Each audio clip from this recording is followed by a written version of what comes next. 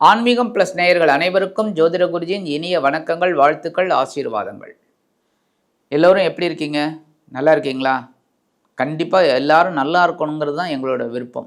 இந்த பதிவை பார்வதி பரமேஸ்வரால் துணியோடும் நவ கிரகங்களின் நல்லாசியோடும் முருகப்பெருமானின் திருவருளோடும் இந்த பதிவினை ஆரம்பிக்கின்றோம். சப்ஸ்கிரைப் பண்ண அனைத்து இனிய நெஞ்சங்களுக்கும் எங்களது நன்றிகள். அதே சமயம் சப்ஸ்கிரைப் பண்ணலை அப்படின்னா பண்ணிக்கங்க.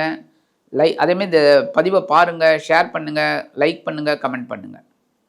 இது எங்களுக்கு ஒரு உத்வேகத்தை கொடுக்கும். நிறைய பதிவு உங்களுக்கு உடனுக்குடனே கிடைக்கும். நிறையா இந்த நோட்டிஃபிகேஷன் பட்டன் அமைக்கிட்டிங்கன்னு வச்சுக்கோங்க, ஆட்டோமேட்டிக்காக உங்களுக்கு வந்துடும். இப்போ இந்த அருமையான காணொலியில் நம்ம பார்க்க போகிறது என்ன அப்படின்னா, செவ்வாய் பகவானின் அதி அற்புதமான ஒரு பெயர்ச்சி.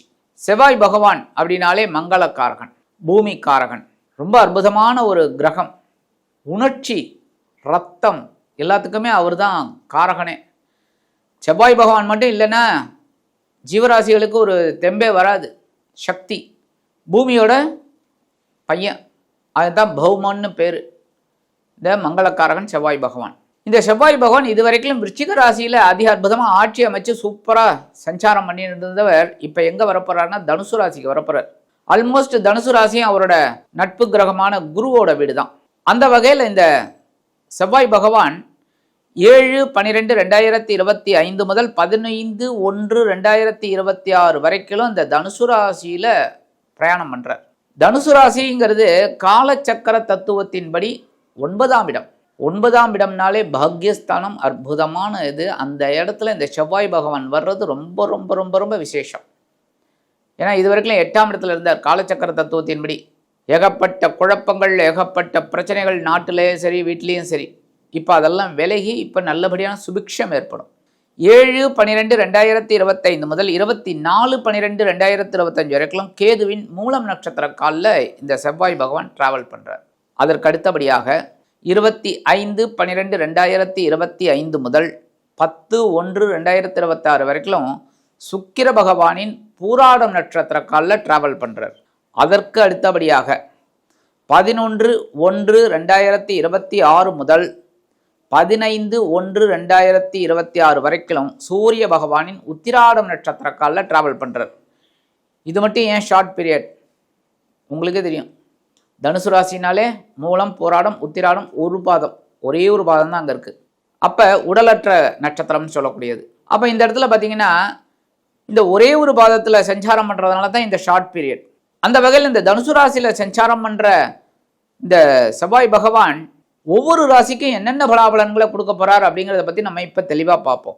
ஓம் வீரத்வஜாய வித்மகே விக்னஹஸ்தாய தீமகி தன்னோ பௌம பிரச்சோதயாத். பௌமன்னா ஏற்கனவே சொன்னேன், பூமியின் மைந்தன். இந்த பூமியின் மைந்தன் செவ்வாய் பகவான். ஸோ செவ்வாய் எங்கெல்லாம் ரொம்ப ரொம்ப நல்ல இடத்துல இருக்காங்க அவங்களுக்கு கண்டிப்பாக வீடு, மனை யோகம் எல்லாமே உண்டு. கண்டிப்பாக வீடு உண்டு. சாதாரணமாகவே இந்த செவ்வாய் நட்சத்திரம் அப்படின்னு அந்த இதில் பிறக்கிறாங்க பாருங்க, மிருகசிரிஷம், சித்திரை, அவிட்டம், மேக்சிமம் அவங்க சொந்த வீட்டில் இருப்பாங்க, இல்லை ஒரு காணி நிலமாவது இருக்கும் கண்டிப்பாக. அந்த வகையில் இந்த செவ்வாய் பகவான் தனுசு ராசியில் அமர்ந்து கொண்டு ஒவ்வொரு ராசிக்கும் என்னென்ன பலாபலன்களை கொடுக்க போகிறார் அப்படிங்கிறத பற்றி நம்ம இப்போ தெளிவாக பார்ப்போம். இந்த பதிவுக்கு போகலாமா? அன்பான ரிஷபராசி நேர்களே, இந்த அருமையான காணொலியில் நம்ம பார்க்க போகிறது செவ்வாய் பகவானின் அதி அற்புதமான ஒரு பேச்சு. இந்த செவ்வாய் பகவான் உங்களுக்கு யார் அப்படின்னு பார்த்தீங்கன்னா கலத்திராதிபதி, விரையாதிபதி.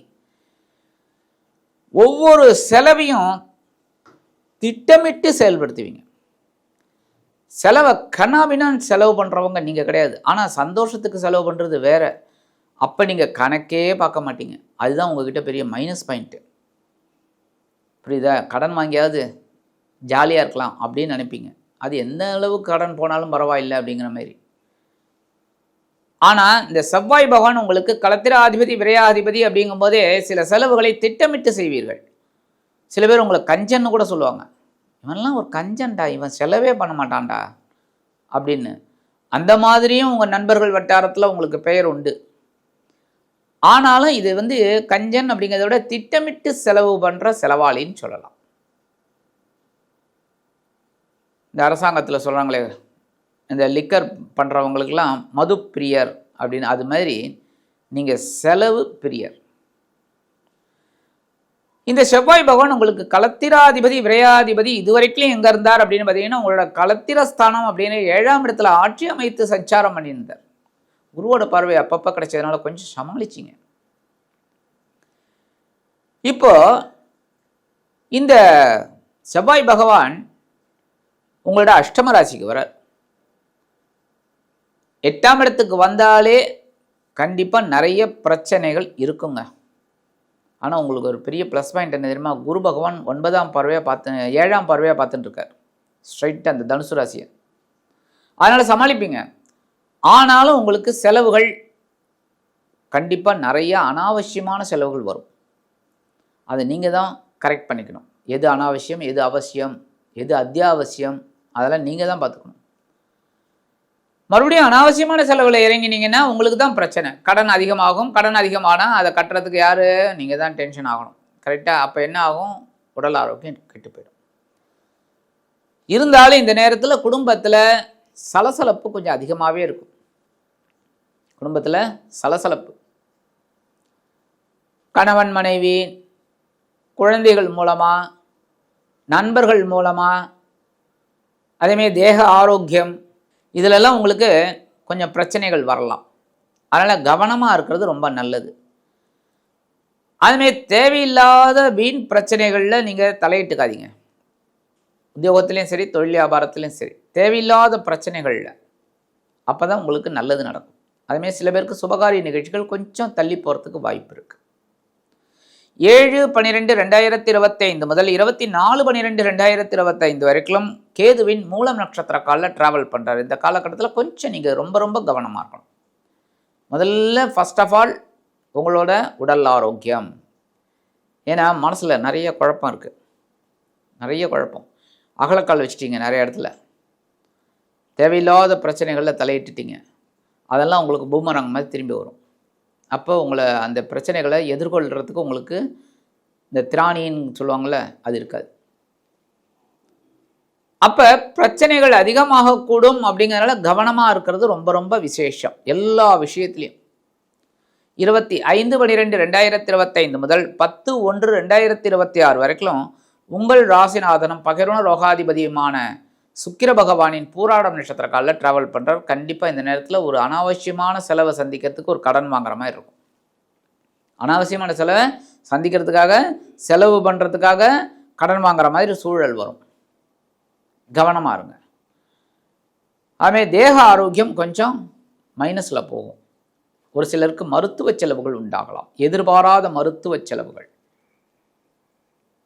ஆனாலும் சில பேருக்கு எதிர்பாராத ஒரு வெளியூர் அல்லது வெளிநாட்டு பயணங்கள் அற்புதமாக கிடைக்கும். உத்தியோகத்தில் இடமாற்றம், தொழில் வியாபாரத்தில் கொஞ்சம் ஒரு சின்ன சின்ன பிரச்சனைகள் மூலமாக ஒரு குழப்பம், இதெல்லாம் உங்களுக்கு கிடைக்கும். ஆனால் உத்தியோகத்தில் இந்த இடமாற்றம் அற்புதமாக கிடைக்கிறதுனால இந்த சீருடை பணியாளர்களாகிய காவல், இராணுவம், தீயணைப்புத்துறை, மருத்துவத்துறையில் வேலை பார்க்கும் நண்பர்களுக்கு எதிர்பார்க்கிற இடமாற்றம், பதவி மாற்றம், பதவி உயர்வு, சம்பள உயர்வு அருமையாக கிடைக்கும். அதேமாதிரி தொழில் வியாபாரத்தையும் கொஞ்சம் அபிவிருத்தி பண்ணலாங்கிறதுக்காக கடன் வாங்குவீங்க. ஆனால் ஒவ்வொரு விஷயத்திலையும் தெளிவாக முடிவெடுக்கணும். 11/1/2026 முதல் 15/1/2026 வரைக்கும் உங்கள் சுகாதிபதி சூரிய பகவானின் நட்சத்திரசாரமான உத்திராடம் 1ஆம் பாதத்தில் சஞ்சாரம் பண்ண போகிறார். இந்த நேரத்தில் சுகங்கள் பாதிக்கப்படக்கூடும். சுகங்கள் அப்படின்னாலே எல்லாம் அதுக்குள்ளே இன்க்ளூட் ஆகிடும். என்ன? சொத்து பிரச்சனை, பங்காளிகளுக்குள்ள சண்டை, பாகப்பிரிவினை, அதுக்கப்புறம் எக்ஸட்ரா அப்படியே சொல்லிக்கிட்டே போகலாம். முக்கியமாக சுகம், உடல் ஆரோக்கியம் கொஞ்சம் அப்படியே மைனஸில் போகும். அதெல்லாம் கொஞ்சம் கரெக்ட் பண்ணிக்கிறது நல்லது. கணவன் மனைவி உறவு இதுவும் கொஞ்சம் பாதிக்கப்படக்கூடும். அதனால் அதிலெல்லாம் கவனமாக இருக்கிறது நல்லது ஒவ்வொரு விஷயத்துலையும். இருந்தாலும் இந்த குருவோட பார்வை கிடைக்கிறதுனால எல்லாத்தையும் சமாளிப்பீங்க. சவாலே சமாளி, அவ்வளோதான். சரி, பரிகாரமாக என்ன பண்ணணும் அப்படின்னு பார்த்தீங்கன்னா, கண்டிப்பாக முருகப்பெருமான தரிசனம் பண்ணுங்க. ஏதாவது ஒரு கோயிலுக்கு போயிட்டு வாங்க. அறுபடை வீட்டில் ஒரு கோயில், ஏதாவது ஒரு கோயிலுக்கு போயிட்டு வாங்க. இல்லையா பக்கத்தில் இருக்கிற முருகப்பெருமான் சன்னதிக்கு போங்க. ஏன்னா எல்லாராலையும் அறுபடை வீட்டில் ஒன்றும் போக முடியாது. சப்போஸ் அங்கங்கே பக்கத்தில் இருந்தீங்கன்னா போயிட்டு வந்துடலாம். கரெக்டாக இப்போ கும்பகோணத்தில் இருக்கிற நீங்கள் பார்த்துக்கிட்டு இருக்கீங்கன்னு வச்சுக்கோங்க. அப்போ கும்பகோணத்துக்காரங்க சுவாமி மலை பக்கத்துலேயே இருக்குது, டக்குன்னு போயிட்டு வந்துடலாம். மதுரைக்காரங்க பார்க்குறீங்கன்னா திருப்பரங்குன்றம் போயிட்டு வந்துடலாம், அழகர் கோவில் போயிட்டு வந்துடலாம். திருத்தணிக்கிட்ட பார்க்குறவங்க திருத்தணி போயிட்டு வந்துடலாம். இப்படி ஒவ்வொருத்தர் திருச்செந்தூரில் நம்ம சேனலில் பார்த்துட்டு இருக்கிறவங்க திருச்செந்தூர் முருகப்பெருமானை பார்த்துட்டு வந்துடலாம். அதுமாரி ஒவ்வொரு இதுலேயும் நீங்கள் பழனியில் இருக்கிறவங்க நம்ம சேனல் அவங்க டக்குன்னு போய் பழனி முருகனை தரிசனம் பண்ணிட்டு வந்துடலாம். ஆக அங்கே போக முடியாத பட்சத்தில் சில பேர் கொஞ்சம் தள்ளி இருக்கிறவங்க என்ன பண்ணணும், பக்கத்தில் இருக்கிற முருகப்பெருமான் கோயிலுக்கு போயிட்டு முருகப்பெருமானை நெய் தீபம் போட்டு வழிபாடு பண்ணுங்கோ.